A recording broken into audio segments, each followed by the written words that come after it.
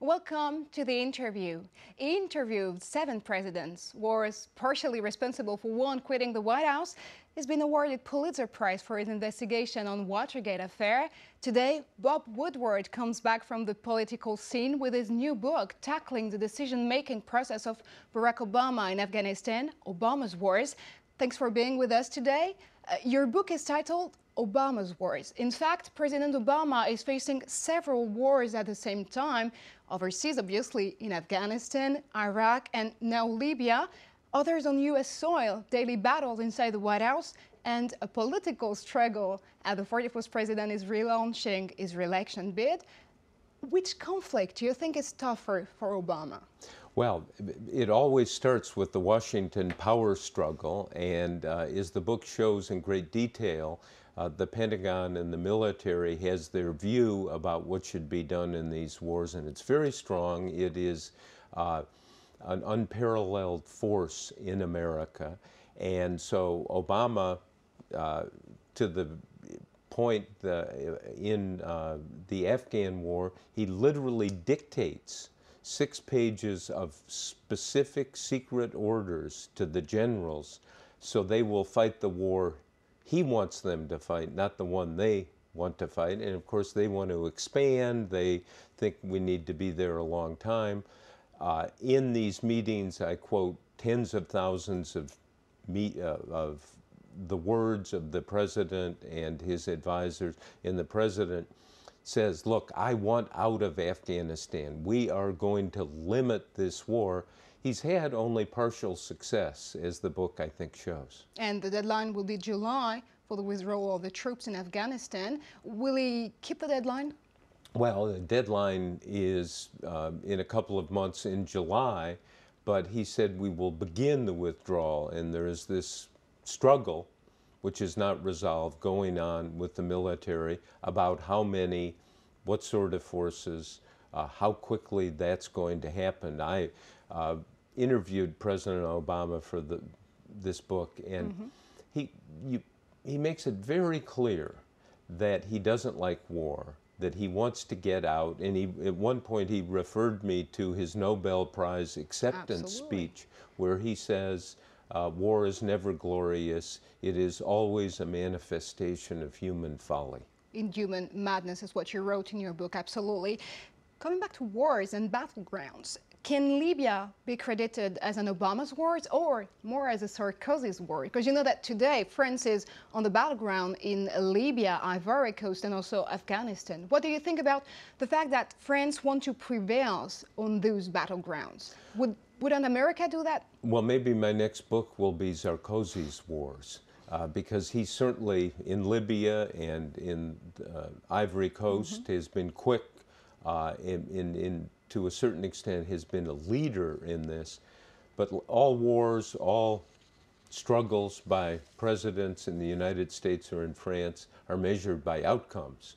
If these wars go well, it will look good. If they go badly, and one of the things you learn in writing about wars, I served in the U.S. military during Vietnam, Navy. And you learn that escalating, what are you really trying to do, something that seems simple, like Libya on the surface, may become complex in the coming months and years.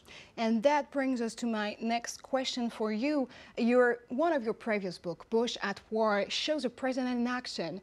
Rather than in Obama's wars, we have, or you portray a president who is just trying to make the toughest decision on time, but trying to take the time to make them. You also refer, obviously, Barack Obama as describing war as human madness. And which one do you think Bush or Obama embodies most, the commander-in-chief? Well, Obama is much more deliberate and analytical. Bush, as he told me, said, I'm a gut player. I do it from instinct, not by the textbook. And there's a big difference there. And I'm quite sure if Obama had been president after 9/11, we would not have gone into Iraq. Obama just does not like not only war in general, doesn't like the Iraq war at all, and the United States is withdrawing, as we know. But what's interesting and what is a bit of a surprise is the extent to which he was willing to commit, granted only limited air power and intelligence assets, to a war in Libya. So now Obama has another war also. And do you think that this war in Libya would be difficult to handle for American voters? A third war with Islamic country. Yes, well, it's going to be most interesting. He again, what I try to drive at in this investigation of Obama is, who is he? Exactly how does he decide? And you see he's got the crusading side of him, where in Libya he said, we can't let there be a slaughter. It will stain the conscience of the world. On the other hand, he said, no ground troops. We're not going to try to overthrow Gaddafi with the military. So he's compromised in a way down the middle. Sometimes that works, sometimes that doesn't. He is on shaky ground. I've been to Libya. I was there 27 years ago. Gaddafi is not the only thug. It is a country where we don't really know that much about who the opposition is, the rebels. Is it really an army, or is it just a group of people running around in pickup trucks? Another clue was Iraq and weapon of mass destruction. In your career, one of the few regrets you seem to have is not challenging the Bush administration on that very lie, the weapon of mass destruction that Saddam Hussein was supposed to have. Looking back on these controversial days, do you think that papers like the Washington Post would have been more forceful reporting those kind of lies? I think we should have been more forceful. It turns out, I think they were not lies. I think they got bad information and judgments from the intelligence agencies, and I deeply regret, in fact, it's one of the big regrets of my career that I was not more inclined to dig into that. I did write a story before the Iraq War saying there's no smoking gun intelligence that Saddam Hussein has weapons of mass destruction, but I should have read my own words and understood them much more deeply. And when you have no smoking gun, you don't have hard evidence. And as we learn in journalism in our own lives, if you don't have hard evidence, you don't know, you don't have certainty. Transparency. This is the motto of a new style of journalism. I want to talk about WikiLeaks. And you've been quite critical of Julian Assange's way of exposing scandals or exposing names. Do you think WikiLeaks is really madness?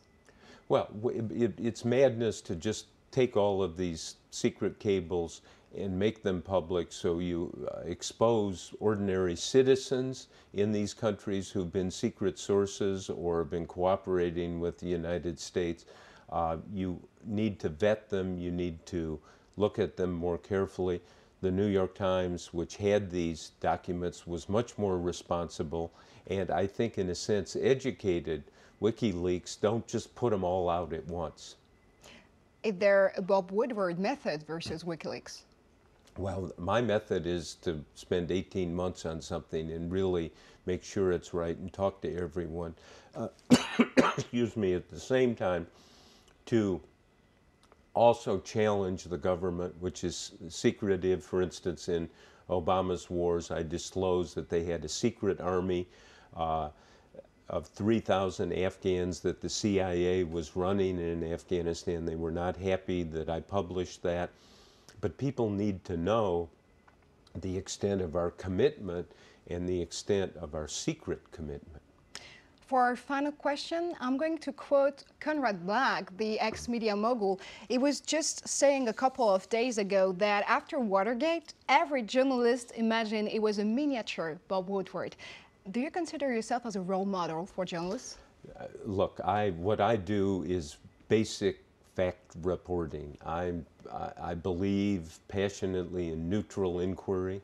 That is being tough, getting to the bottom of things if you can, but letting people have their side, and Obama and his team does. At the same time, it's a portrait of Obama that's much more intimate, much more in depth, as he wrestles with the awful decisions that you have to make in wartime.